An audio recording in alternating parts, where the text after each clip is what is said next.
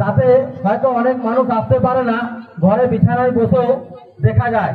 জংপুর primary school একটা Facebook group আছে, ওটা আলাদা পাসওয়ার্ড আছে, আলাদা স্কুলের নাম আছে এবং ওটা অফিসে আছে, ওটা কিন্তু রয়ে যাবে। Jangpur primary school Facebook, Jangpur primary school YouTube, আমরা সোশ্যাল মিডিয়াতেও অ্যাক্টিভ থাকি, কারণ এখন সোশ্যাল মিডিয়া অ্যাক্টিভ। আর আপনারা এই নাটকটিও দেখতে পাবেন জংপুর প্রাইমারি স্কুলে ইউটিউবে, হয়তো পরে সেটা দেখতে পাওয়া যাবে কাল থেকে। কারণ যদি মনে হয় যে আরেকবার দেখবো, দেখতে পারে। আর এখানে আরো দেখতে পাবেন অনেক ছেলেদের অনেক কিছু গুণাগুণ আছে, আমি এইসব করতে গিয়ে বুঝতে পারি। খুব ভালো গানও করে অনেকেই। জংপুর প্রাইমারি স্কুল গ্রুপটা খুললেই আপনারা দেখতে পাবেন যে কার কি গুণ আছে। তো যাই হোক, এটা একটা আমাদের প্রকাশ করা মাধ্যম, আর কিছু নয়। দুর্গা পূজা, মহাসপ্তমী, সবাইকে শারদীয়ার আগাম শুভেচ্ছা। আমার যত দর্শক বৃন্দ আছেন তাদেরকে নিজ নিজ জায়গায় আমার শ্রদ্ধা, প্রণাম, ছোটদের ভালোবাসা, স্নেহ জানাই। আর আমার বিশেষ করে আমাদের কমিটিকে, যে দুর্গাপূজা কমিটি, ওদের জন্য আমার যথেষ্ট কৃতজ্ঞতা রইল আমার কৃতজ্ঞতা ওদের মা বাবাদের, কারণ যাদের সাহায্য ছাড়া এটা আমার হতো না। আচ্ছা,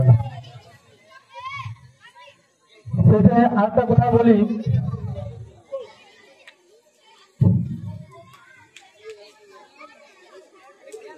মা দুর্গা যখন মহারাজ বাবু এসেছিলেন, দেখবেন একটা কথা বললো যে আমাদের ওষুধ হচ্ছে লোভ, কাম, রাগ, হিংসা, এগুলোই আমাদের ওষুধ। তো আমরা চেষ্টা করব যে এগুলো যাতে না হয় এবং স্কুলকে আমরা ভালো রাখার চেষ্টা করব। স্কুলটা কিন্তু আপনাদেরই। আমি এখান থেকে চলে গেলে কিন্তু স্কুল আমার নয়, যতদিন আমি থাকবো ততদিন হয়তো আমার স্কুল, কিন্তু এখান থেকে আমি চলে গেলে আমার স্কুল থাকবে না, স্কুলটা কিন্তু থাকবে আপনাদেরই। এবং যদি স্কুল ভালো হয় একটা, তাহলে কিন্তু আপনাদেরই নাম থাকবে। জংপুর প্রাইমারি স্কুলে একটা স্কুল আছে, ভালো একটা স্কুল আছে, এবং গ্রামের পরিচয়ও এটা দেবে। স্কুল ভালো হলে গ্রামের পরিচয় কিন্তু বহন করবে। তাই আপনারা, আমার অনুরোধ যে স্কুল সবসময় ভালো রাখবেন। স্কুলে অনেকে রাখেন না নয়, অনেকের জন্য স্কুল ভালো আছে।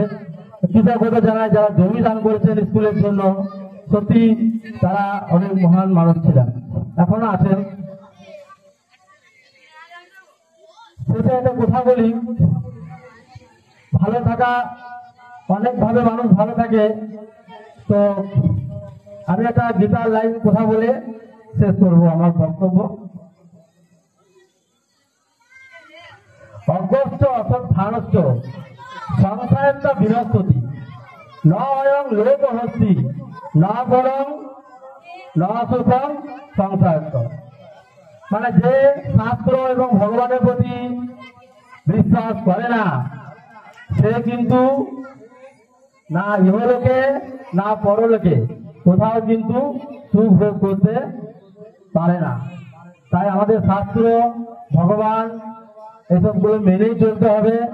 আর যতটা পারবো স্কুলের ছেলেদের ধর্ম বলে একটা ব্যাপার আছে, ধর্মটা অনেকেই জানে না। ধর্মটা ধৃ ধাতু থেকে এসেছে, ধর্ম মানে ধারণ করা। ছেলেদের কাজ হচ্ছে, ওদের ধর্ম হচ্ছে পড়াশোনা করা, মা বাবাদের কাজ হচ্ছে ছেলে মেয়েকে ভালো করে মানুষ করা, আমার কাজ হচ্ছে শিক্ষা দেওয়া এবং পরিবেশকে ভালো রাখা।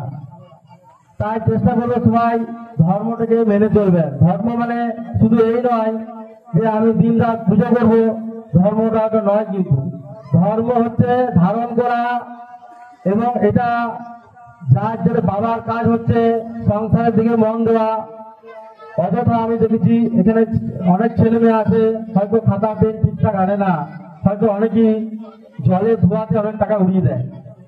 কি দরকার, আমার সংসারের দিকে মন দিই, যেহেতু আমার ছেলে মেয়ে আছে। একটা গ্রাম ভালো হবে যখন সবাই ভালো হবে। মনে রাখবেন, হয়তো আমার ছেলে বেসরকারিতে পড়ছে, তার মানে এই নয় যে আমার ছেলে ভালো হয়ে গেল, আর দরকার নেই। পাশের বাড়ি যদি চোর থাকে, মনে রাখবেন আপনার বাড়িতে চুরি করবে। হবে, সবাইকে কিন্তু ভালো হতে হবে, তবে একটা গ্রাম কিন্তু উন্নতির দিকে যাবে। এটা কিন্তু আমাদের খেয়াল রাখবে।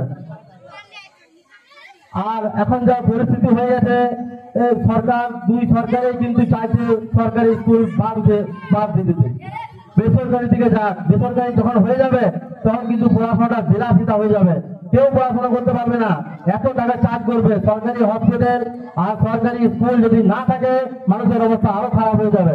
তাই আমাদের গ্রামেই কিন্তু লক্ষ্য এবং মন দিতে হবে যে কি করে ভালো করা যায়, আলোচনা সাপেক্ষ। ঠিক আছে, এই বলে আমার বক্তব্য শেষ করছি। আচ্ছা।